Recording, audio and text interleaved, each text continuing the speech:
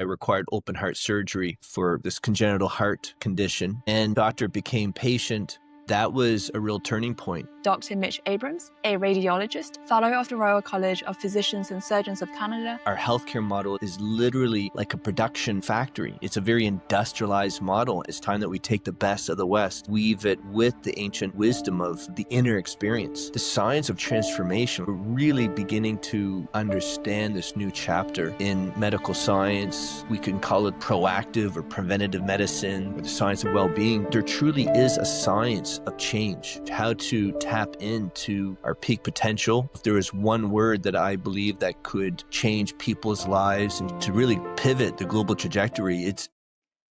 Quick note before we start. If you have enjoyed this podcast and want to support our incredible guests, please follow Low to Grow podcast on Instagram and TikTok.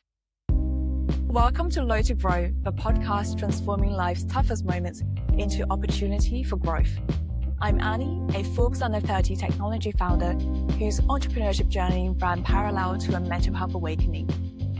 In every episode, I sit down with inspiring individuals and delve into how they managed to turn their personal or professional challenges into opportunities for growth. If you're facing uncertainty in your life, feeling down, or simply need a kick of inspiration to keep moving forward, this is your space for the honest and uplifting conversations that you will want to hear. Hit follow so you never miss an episode, and let's dive in. Today's episode brings together wisdom, lived experience, and a powerful vision for what healthier lives and communities can look like. I am delighted to welcome Dr. Mitch Abrams, a radiologist, fellow of the Royal College of Physicians and Surgeons of Canada, and the founder of NextGen Health. Now, Mitch's path took a profound turn early in his career when he was diagnosed with hypertrophic obstructive cardiomyopathy and underwent open heart surgery. That experience connected his work as a physician and patient, giving him a front row view of the disconnects that many of us can feel in the healthcare system, and ultimately motivated his mission to bring more heart into how we care for ourselves and also each other.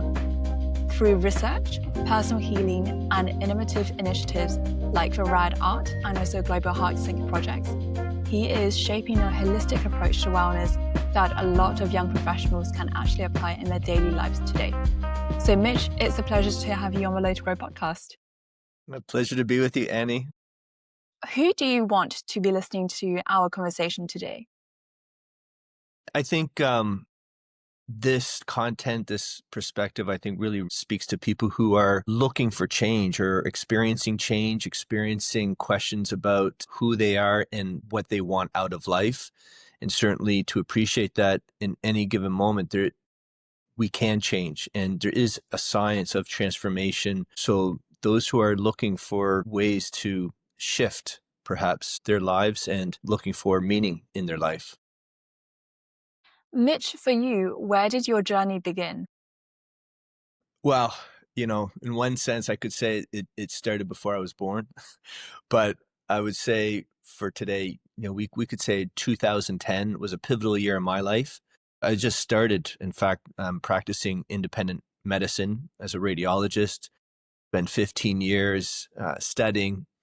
And at that point, I thought, I was on easy street and finished my exams and started to work. I was making, a good wage and thought from the outside looking in, it was the epitome of success. And yet very quickly after the excitement of finishing my exams, there was a sense of void within. And I found myself a bit like on a hamster wheel. And I didn't truly appreciate just how burned out I was at that time until further along in the journey. When I look back, I was kind of in a downward spiral. To top that off, I then found out I required open heart surgery for this congenital heart condition, and doctor became patient. And that was a real turning point. It was at that moment of experiencing myself in a way of such vulnerability. Certainly the doctors prepared me for the physical perspective of what I was about to go through as a surgical patient, but nobody warned me of the emotional toll, degree of change that I would experience in my mind, the stories that I was telling myself in that moment, it radically changed. And it really caused me to, not only step off the hamster wheel, but I was really thrown off that wheel. And it forced me to look within, question my own sense of self, who I was, my purpose, and that sense of being so connected to that death, that mortality, being so close to it that it changed the way that I approached life. And in that moment, I also began to appreciate that our healthcare system was very limited in scope. It was, it was missing something fundamental. And so this was all starting to happen. As I came back to work, I was appointed the chief of our department. And so very quickly, from the bottom up and top down, experiencing our entire healthcare model. And it was at that point where I had a real difficult time, just being with the status quo and being in a system that just didn't fit the values, and knowing that there was something missing. It just so happened, a few days before I found out I was going to need heart surgery, I had bought my very first guitar. I decided I was going to pick up a new hobby, and music really opened up something within me.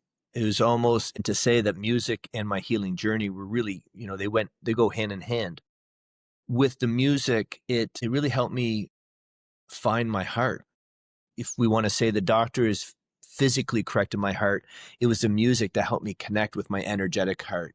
And it opened something within myself. And it was through that process that I really began to venture outside the box of conventional medicine. And it opened a path towards, a deeper sense of healing, a deeper healing from within. And then that led me down a path of going to India and starting to explore how other cultures approached health and wellness.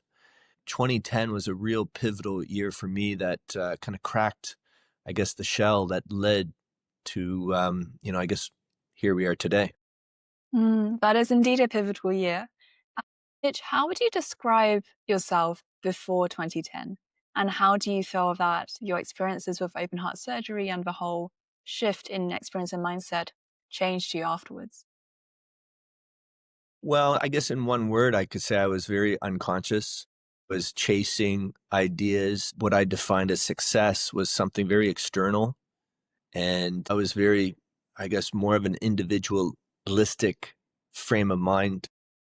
When I look back now, I recognize that a lot of things that I was filling in my life were attempts to fill a void. And this was radically changed after the heart surgery, and certainly music helped me identify that void. I was catapulted on a journey of research and exploration to fill that void. So yeah, that I would say, kind of that unconscious person that really didn't appreciate who they truly were. And that, it's a process. It took time for me to recognize, perhaps a deeper truth that not only shifted, I guess, my own identity, but my understanding of my relationships with others, my relationship with something much greater than myself. I think that the awakening that you described there, being from living life unconsciously, almost blindfolded, to then having an event that really stimulates that awakening in you, that's something that quite a few of the people that I have interviewed on this podcast have mentioned. What you were mentioning earlier about being on that hamster wheel. So going through your medical exams, you're going through the motions of building your career in medicine and becoming a radiologist, which has a really well-defined career path. I feel like a lot of the young professionals, my friends included, kind of almost all have to go through that process in their life. So from leaving university to then starting out on that first career. I wanted to ask you, because for you, having open heart surgery, that obviously had a profound impact on you physically, but also on your spiritual path as well. What was it about having open heart surgery that actually stimulated you into becoming awake and into wanting to explore more? That's a great question. It felt like a reset, like a reboot to my system. And when I think about it intellectually, being put under anesthesia and having your heart literally stop, you're essentially experiencing death. And you are dependent upon a machine, external devices to keep the tissues in a sense, alive and nourished, but yet there's no consciousness. You are essentially dead. That experience for me, as I came out of it and as I began to like appreciate what just happened, and at the end of the time, immediately afterwards, like feeling the body in a way that I never experienced before, being so vulnerable and experiencing compassion from others at such a deep level where I could really feel it. There wasn't any exterior barriers because there just was none. There was no capacity for my mind or my body to create any sort of barrier. So to feel people in a much deeper way, it just made me feel myself in a much deeper way. The sense of going back to work and starting to realize that our system, like how our healthcare model is literally like a production, factory. It's a very industrialized model. And when I thought about how patients and the way that we were analyzing the efficiency of our own department, looking at numbers and not really appreciating the patients and the why would some numbers be from one month to the next, like if we were not efficient enough, not taking into account, well, maybe there's some really difficult patients that were coming through that required more care. None of that was integrated into the system to appreciate the quality. It was all quantity. And just as an interesting story, that when I was the chief of our department, I was sent to a conference in Boston around quality management and healthcare. And we were talking a lot about Toyota, the automobile industry, and how you can extrapolate lean quality management into healthcare. And it really kind of hit hard to say that we're not, people are not cars. We're not inanimate objects. We are we're thriving organisms. Certainly the science is telling us just how important compassion is for the process of healing. There was just such a disconnect that internally really spoke to me in that experience, and certainly the healing process. In a way, I still feel I'm healing. I mean, it's a continuous growth. And once you begin to experience your heart at such a level, you start to appreciate that the heart is constantly receiving, it's constantly growing. And for us to be able to take that time to tune it into our conscious awareness, learn to respect the heart, the intelligence of the heart, and how it can help you self-regulate, how it can help you connect to something much greater than yourself so that you can receive the messages, you can receive information. And certainly the quantum physics of today is telling us that we are all deeply connected to something much greater than ourselves at an informational level.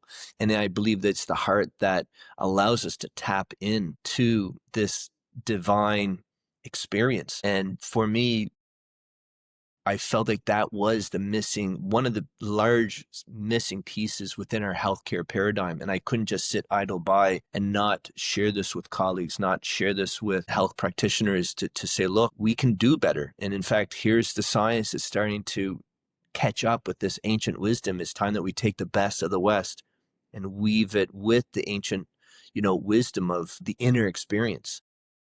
The science of transformation, we're really beginning to understand this new chapter in medical science.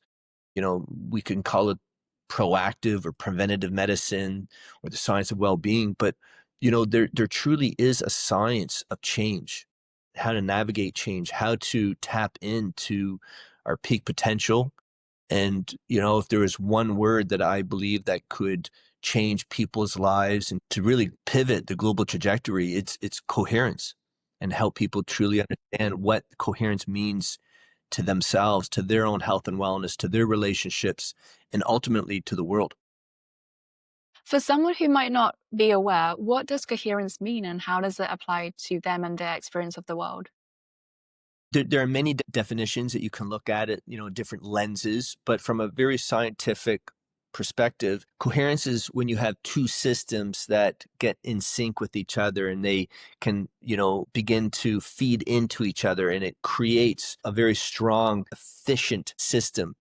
Now, when it applies to our own health and wellness, we can think of coherence in the nervous system. So if you look at the two arms of the autonomic nervous system, your sympathetic arm and your parasympathetic arm, these are the two arms that will balance your fight or flight or your stress response and your rest and digest, relaxation response. And when you're in a nice state of coherence, these two arms are in perfect balance. So the tones of each arm are activated in a nice sequence, as opposed to being incoherent, where your nervous system is completely irregular and erratic. So if you look at the tone of both sympathetic and parasympathetic, it becomes very irregular and erratic.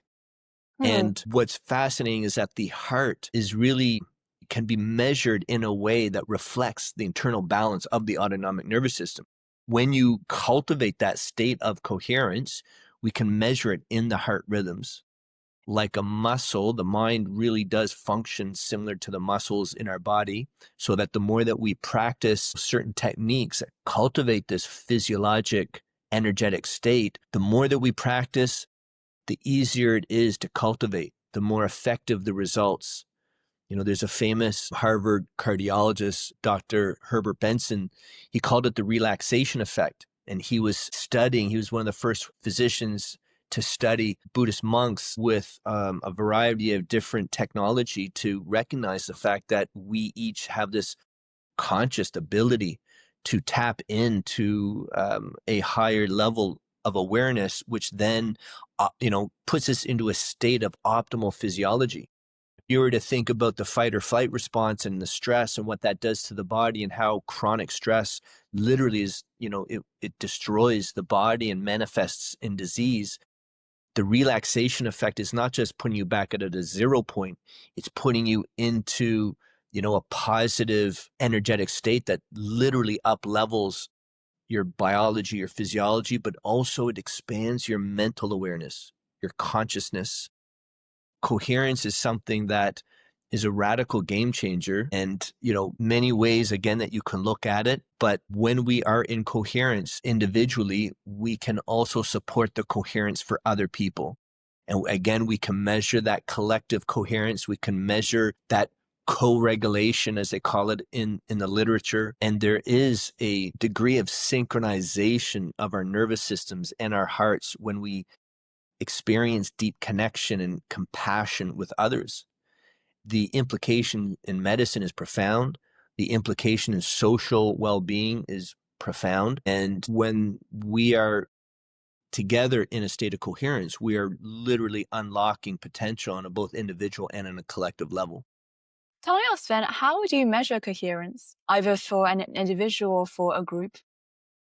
So on an individual level, we're measuring it through heart rate variability. So heart monitors can measure the interbeat intervals. So it's not heart rate per se, but if you were to zoom in to an electrocardiograph and you start measuring every individual beat interval and you plotted that out, you'd see a curve that emerges, and that is information that reflects your emotional state, your thoughts and your emotions. And so the heart rate variability is a fantastic metric that not only explains or at least encodes information of your emotions and how you're experiencing life, but overall it also speaks to your physiologic health, your cellular health, and how much flexibility does your biology and physiology have. So as we get older, heart rate variability decreases, and so it's harder to respond to external stimuli. Hence, we're more vulnerable. If you don't have flexibility in your heart, then you're much more susceptible to a heart attack because you don't have that ability to be fluid in the moment. So heart rate variability is a key factor for an individual. And we can also measure that heart rate synchronization between people. So you can measure collective coherence. There's another level of coherence that's also being measured. It's called the Global Conscious Project. It started by Dr. Roger Nelson in Princeton back in the late 80s. And Dr. Nelson has recently retired, and he's handed the baton to Dr. Roland McCready at the HeartMath Institute. They are using random number generators that basically can measure the quantum field. And years ago, it was understood, scientists realized that when people are focused with intention on these little computers, these little random number generators, like little electronic coin flippers, that individual thoughts, people focusing on them could actually shift and create a statistically significant shift in the output of the information from these random number generators. So they started to plant random number generators all around this planet and collecting the information into a central database. So now you're looking at a global network of information from random number generators. And the research has shown that when large groups of people together at the same time with an emotional charge are connected at the same time, that there's a statistically significant non-random event that emerges from that global network. There's a sense of coherence in the data. So now imagine all the coins just now become heads. And this, again, is occurring as a result of many people focused with emotion at the same time. So it's starting to show that when we are coherent and when we are connected, that emotional energy on a collective level can add more coherence into the global field network. And it's showing that our thoughts actually does affect the physical world. And it's powerful. I think you shared the link with me before, and I've looked a bit into it, and I've read around some of the debates surrounding it as well. What are some of the misconceptions that you think people have of that particular project? I think people have a hard time appreciating that there's a sense of connection. So they see this as woo-woo, you know? And the easiest way, I mean, look, as a radiologist, I mean, think about what I do. I literally will read an MRI scan of someone's brain, and we are extracting information from the light of your atoms. You are an energetic being. We are all beings of light. We're all spiritual beings having a human experience. And the Nobel Prize of 2022 in physics was awarded to 3 gentlemen that experimentally, not theoretically, but experimentally proved that yes, we are all in a quantum entangled non-local universe. And so the implications involved in understanding what this science is telling us, if you're still looking at the world through a lens of an Isaac Newtonian perspective of separation, where your atoms and your little bits are separate from my bits, that's only part of the story. When you continue down the science, you begin to appreciate, wow, we are so deeply connected, and each and every one of us is connected to something much greater than ourselves. And so when you look at that, when you look at the science, even if you just think about, well, just think about how an MRI machine can non-invasively dissect the human body like a loaf of bread without a scalpel, is because there is an energy field. We're all vibrational beings. And from that lens, it makes very inherent sense, like why that global consciousness can be measured.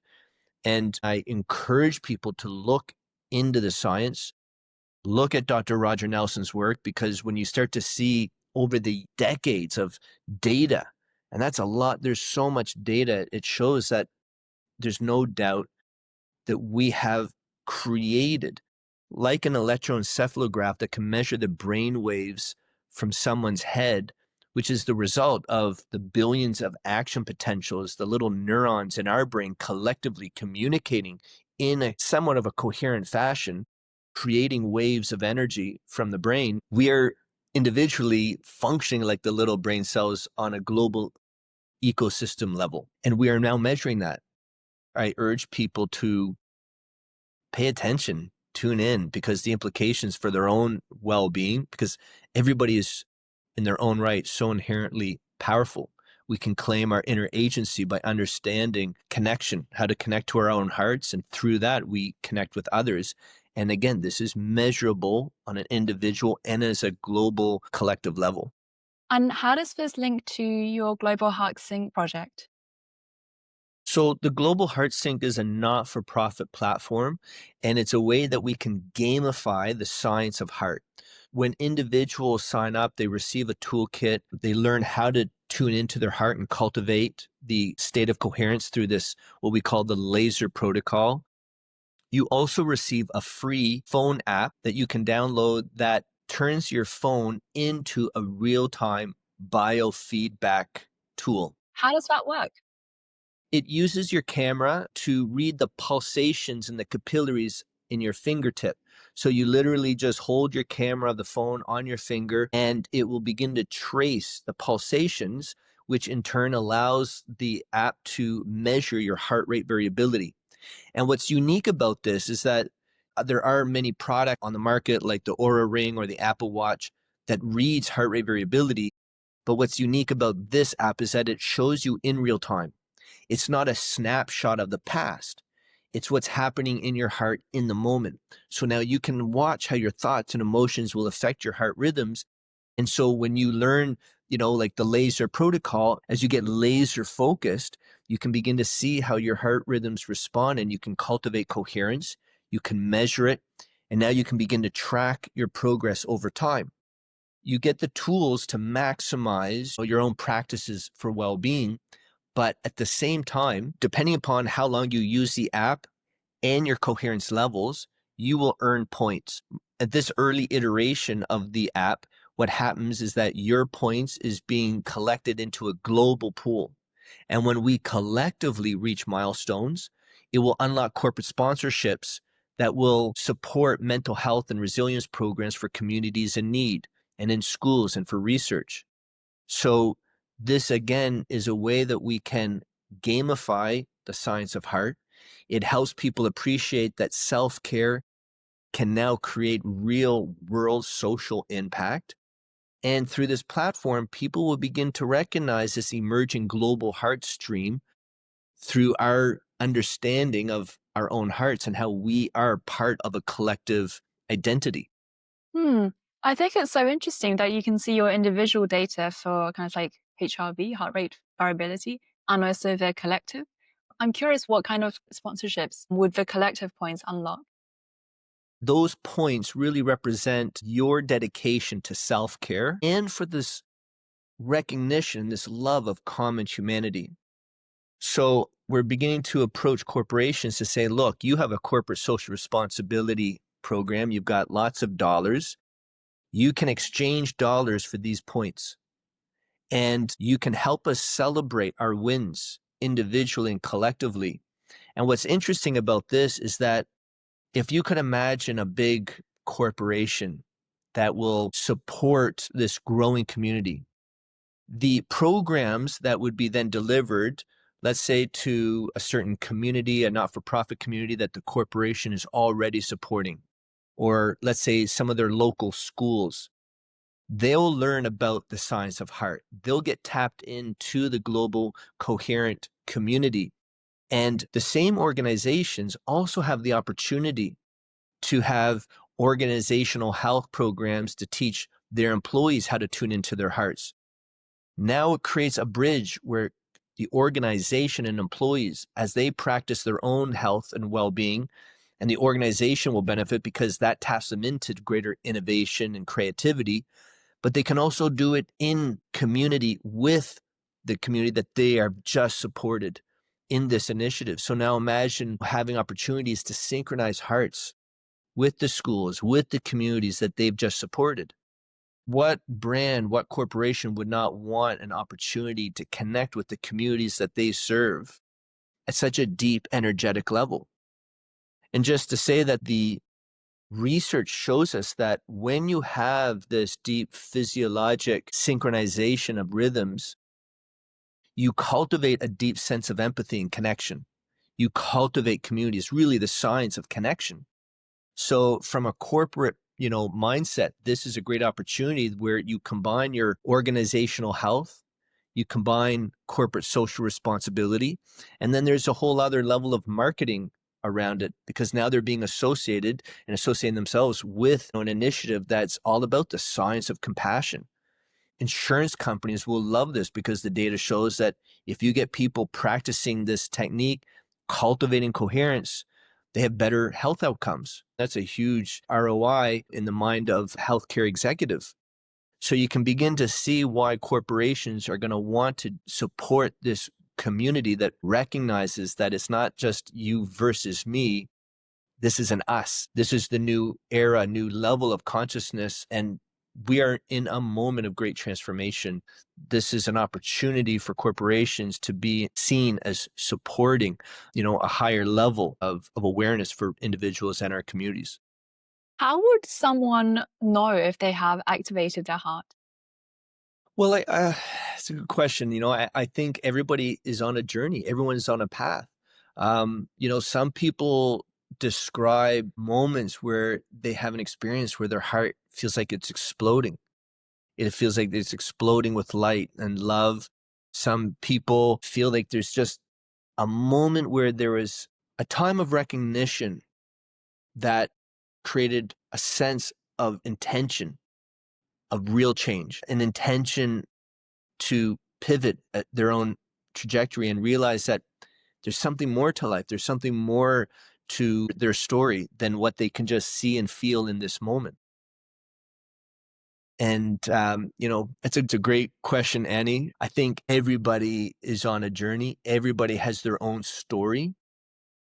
And I think when people begin to appreciate that there's a new story emerging, a story of the heart, which not only helps make better sense of each individual story and the narratives that we tell ourselves, there's going to be a radical shift that empowers the individual. It will empower people. When people tune in and be like, oh my, like really? That's what the body can do when you learn how to align the mind and the body and emotion, that energy. I believe that it inspires people to say, I want to learn more. I want to walk down this path.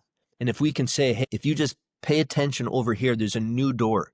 There's a new chapter emerging. Here's our hand. Here's opportunities like the Global Heart Sinks for you to walk through that door. But ultimately, we can only access this information through the experience. There's no pill.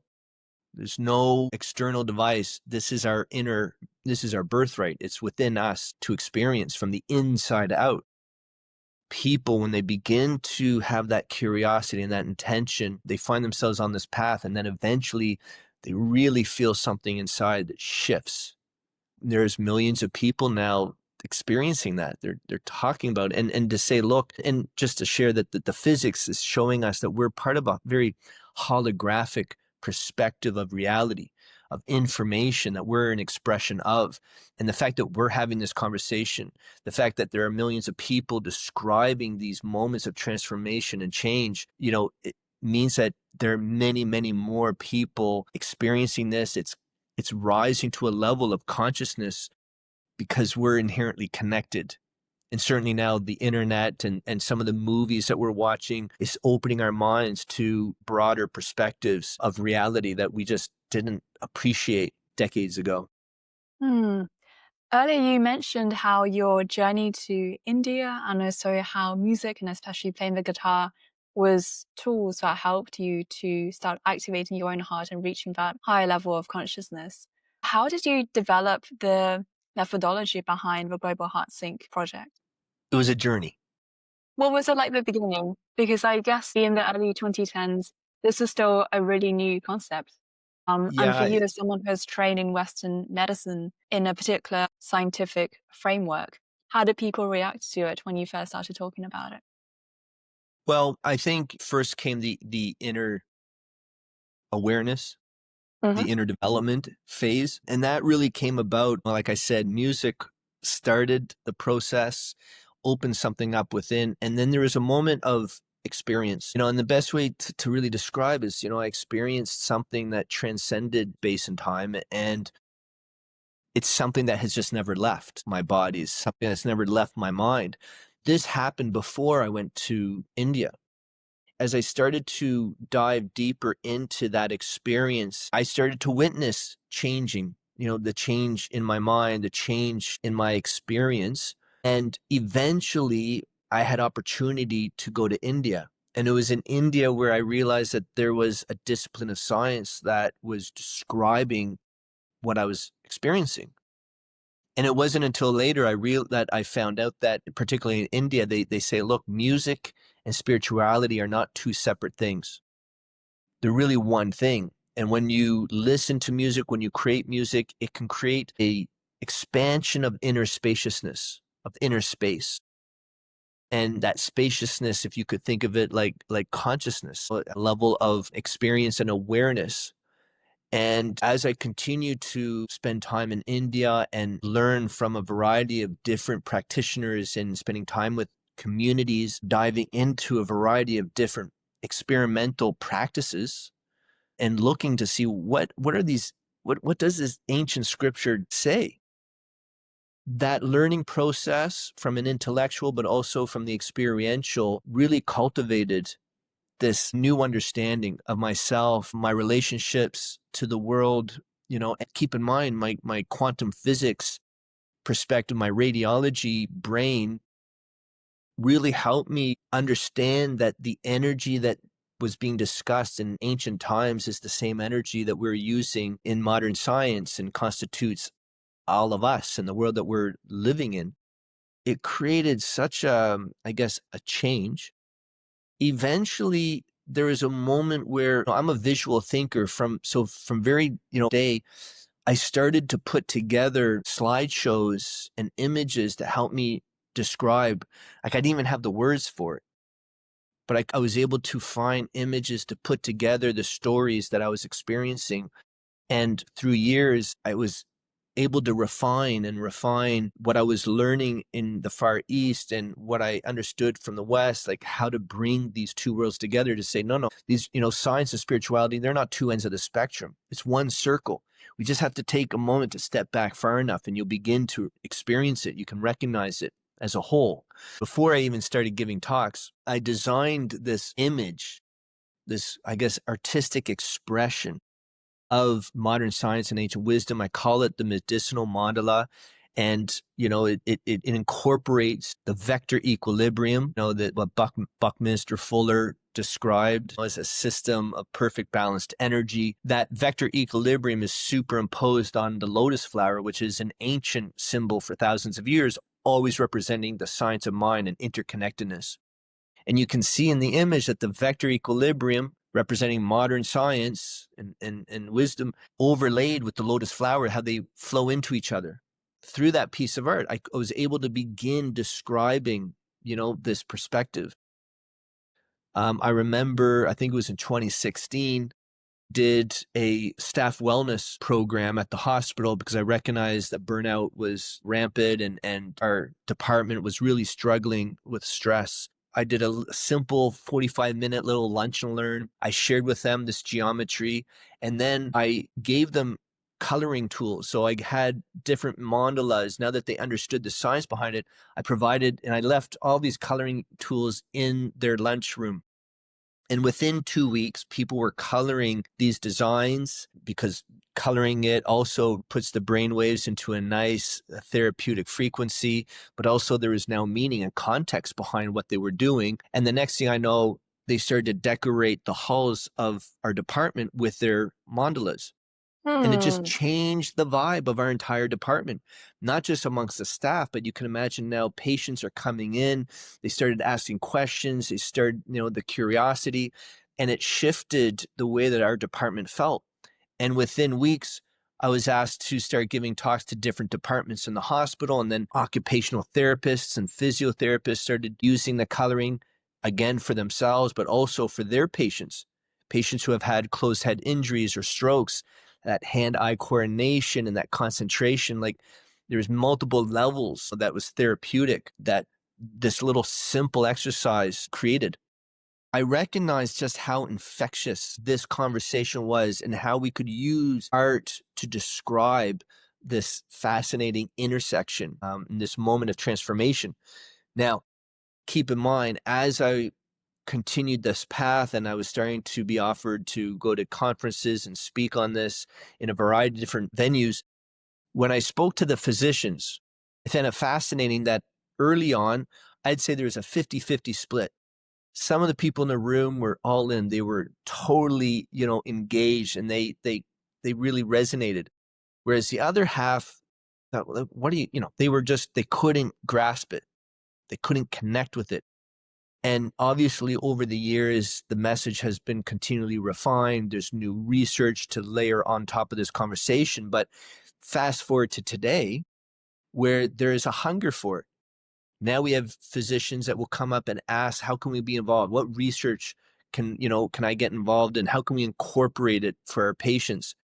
I think this appetite comes from the fact that doctors recognize that they're dealing with a mental health epidemic, and the research has shown some pretty significant statistics to say, look, if suicide is the only cause of death higher amongst doctors compared to the communities they serve, it's time to tune in to our own collective well-being and our own individual well-being as practitioners to be able to serve our patients. That has really shifted the conversation, but also the Nobel Prize in 2022. I mean, and just to say, look, a surgeon, they don't know how an MRI machine works. They send all their patients to us. Everybody's urgent. But the moment you start asking them, well, think about it, just stop and think, what are we doing in that department? You use a scalpel blade, but what are we using in diagnostic imaging? It now helps them realize, maybe there's something that we don't see, an energy that we don't appreciate. And it is there, and it has significant impact to healing, significant impact to their own health and well-being. And so just to say, it's been a really interesting journey to see how there's been a shift of the mindset of the healthcare community looking at how quantum physics is going to change the paradigm in medicine. Do you think that there's a difference in how receptive physicians are, whether they're in a more Western country or whether they're coming from a more Eastern country? My time in India, I spent time meeting physicians, visiting hospitals, and it's a very Western focused medical model as well. I mean, India certainly has an Ayurvedic stream that, millions of people are invested in, but there's still a Westernized model of medicine that exists. But what's interesting is that kind of sprinkled into the Western model, there are aspects of this understanding of connection and how to weave it into their medical model. Now, that being said, I've also spent time, for example, for those of you who know Vipassana, the 10-day silent retreats. I went to my first 10-day retreat in India.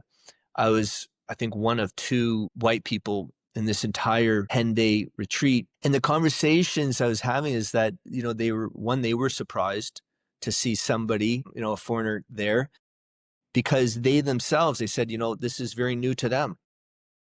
Even though that they grew up with the stories and the mysticism and mythology of the stories, the science, the true science of understanding the power of the mind and the power of consciousness has almost as if been kind of left behind in a way as Western science took over for a period of time. And certainly there's a resurgence. There is a definite resurgence that's taking place. There's more interest, and modern researchers are studying biology in a context that they can now get direction from, for instance, Chinese medical doctors, Chinese medicine, or Ayurvedic medicine.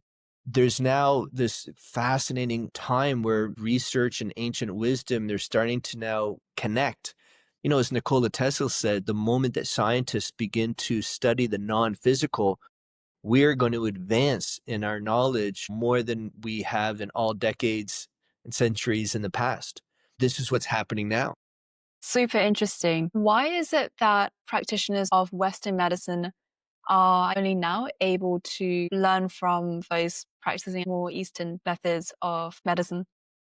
One important aspect to appreciate is that in the Western model of medicine, there was a very prominent, perspective called the biomedical model, which basically describes you as a physical being, and we can add pills, medication, we can take a scalpel blade and cut things out, and we look at you as just in the physical form. But it doesn't truly appreciate the deeper level of emotion and connection. So from the biomedical model, now we have what we call the biopsychosocial model, BPS. And biopsychosocial really is a fancy way to say mind, body, and spirit. Hmm. With the lens of quantum physics, when you look at the biopsychosocial model, you begin to see the depth involved. And you begin to see that why the sense of connection to self and to others is so paramount to healing. And it's not just the healing of the individual and our ability to thrive, but it's the ability of the collective to heal, the ability of the collective to thrive. Because now the biopsychosocial, it's well accepted, and we have technology that we can begin to measure these inner states. In functional MRI scans, we can see how the brain reacts when we cultivate coherence. We can see like, wow, your HRV curve, your heart rhythms will synchronize with your brain waves. We can see this. And so when we begin to show the science behind coherence, behind spirituality, doctors, I think, now are ready and more willing to accept and to listen. Now, keep in mind, when I give talks, it's not uncommon. Doctors, undoubtedly, they'll come up to me, they thank me because it's like I gave them permission to now have an open conversation of something that they felt for quite some time, that spiritual energy within that they just felt like they could not share with colleagues. They can't share it, with patients because it was too soft, too woo-woo. There wasn't enough to see. You can't see it. So now this new narrative helps and it provides people the tools to discuss it in a more serious way, in a very intellectual way. But more importantly, yes, intellect is great to understand the science, but I tell them, look, you don't have to understand this to experience it. You don't know how your car works, but you can experience the drive. You can experience driving. You don't know how an MRI machine works, but you experience the knowledge in patient care. Just to say that now there's definitely an openness for people to engage with this conversation. And doctors are really looking for new ways. I think they recognize as well that the pendulum has swung so far towards big pharma and how the system is literally hand feeding information and knowledge and education to the medical community in a way that is so one-sided. It's created such it's so out of balance. And this science helps bring that pendulum back to a point where we can say, okay, yes, in certain scenarios, medication and things are very good, but let's also begin to explore the inner agency that each and every one of us harbors from within. If we can activate our own vagus nerve, which is really key in activating that parasympathetic rest and digest, like you're consciously activating your energetic system within the body. Whereas big pharma is literally taking needles, putting it into people's necks and then invasively activating that vagus nerve. Well, you don't need a needle shoved in your neck. You just need time to tune into your heart. And so this is where I think, modern science is taking us, and there's a real openness. Like I get emails now all the time, randomly people from around the world saying, hey, this really speaks to me.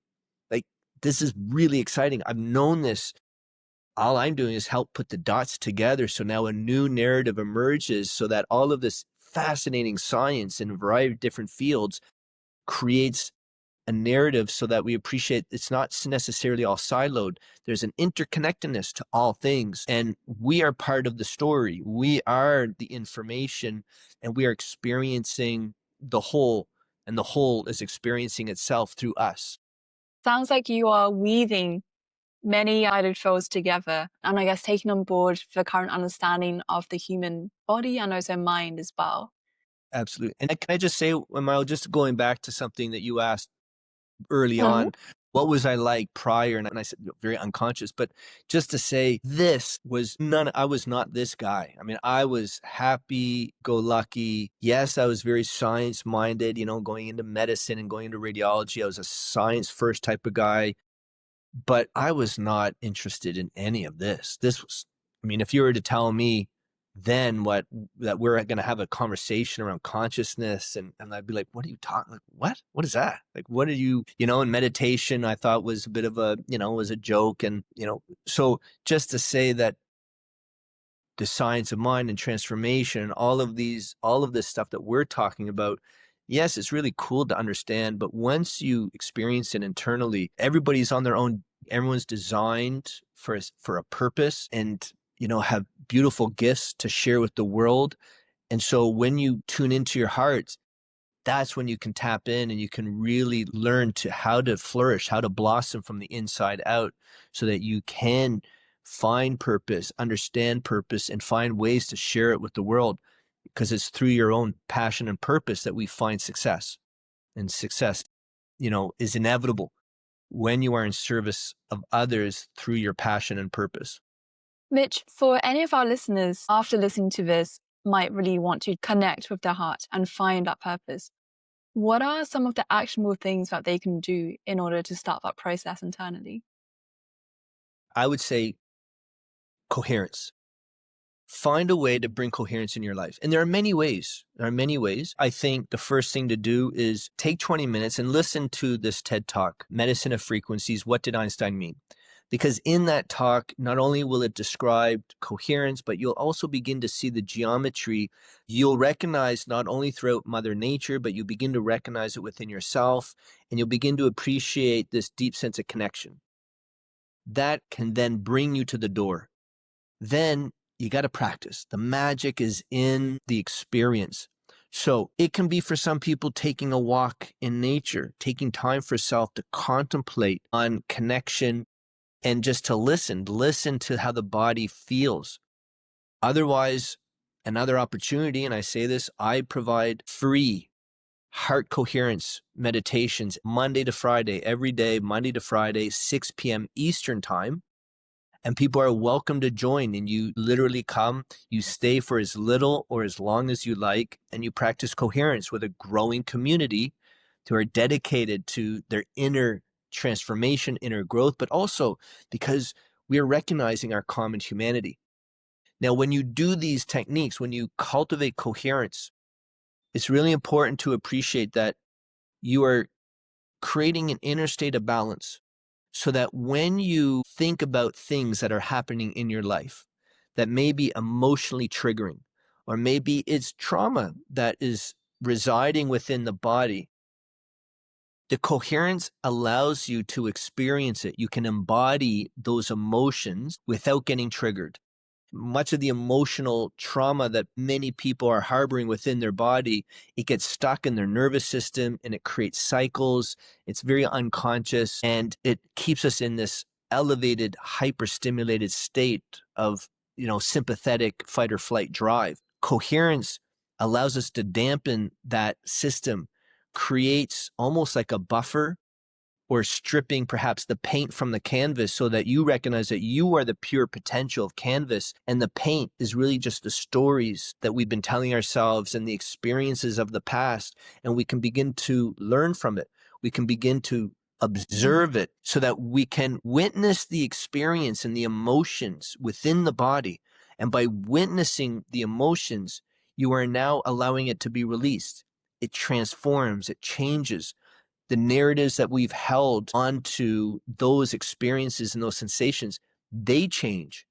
Coherence is part of the process of becoming self-compassionate, so that we can heal from the inside out.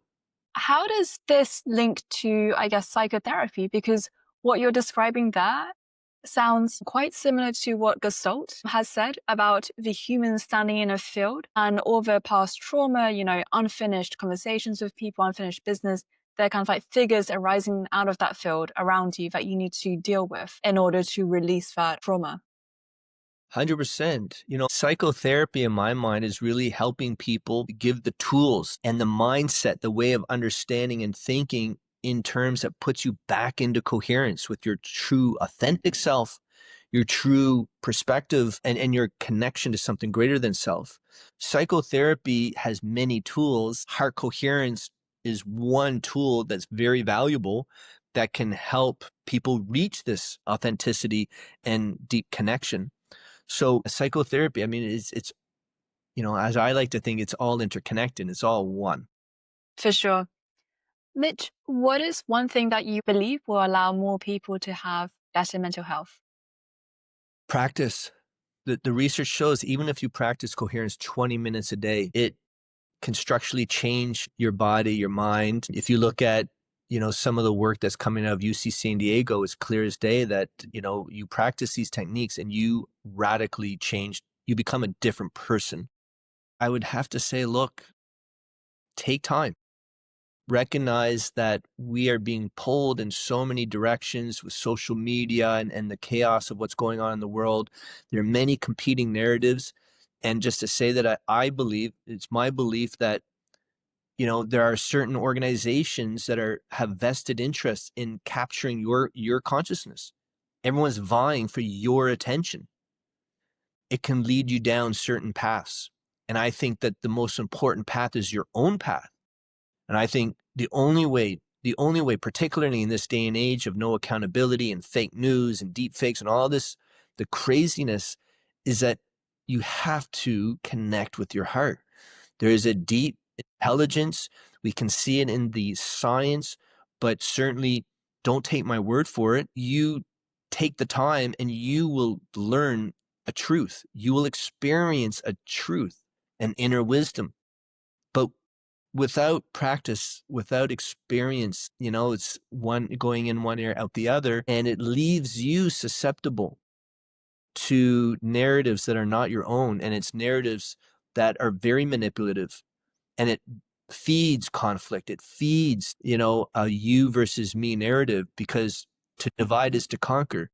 So I really hope that people will, first thing is just make that true, deep sense, sense of intention for change. Well, Mitch, thank you so much for sharing that and for leading the work with the Global Heart Sync project. And also thank you for sharing about your own individual experiences of your journey, and also the growth and also the levels that you have unlocked within yourself as you have spent more time to reach coherence. So thank you very much. It's been a pleasure to have you on the Low to Grow podcast. Thank you, Annie. Pleasure sharing. Thank you for listening. You excited for the next episode? Follow Low to Grow podcast on Instagram and TikTok to keep in touch with the new announcements. That's a wrap for today's episode of the Low to Grow podcast. If it resonated with you, leave a review and hit follow to help more people to find important conversations. Keep growing and see you next time.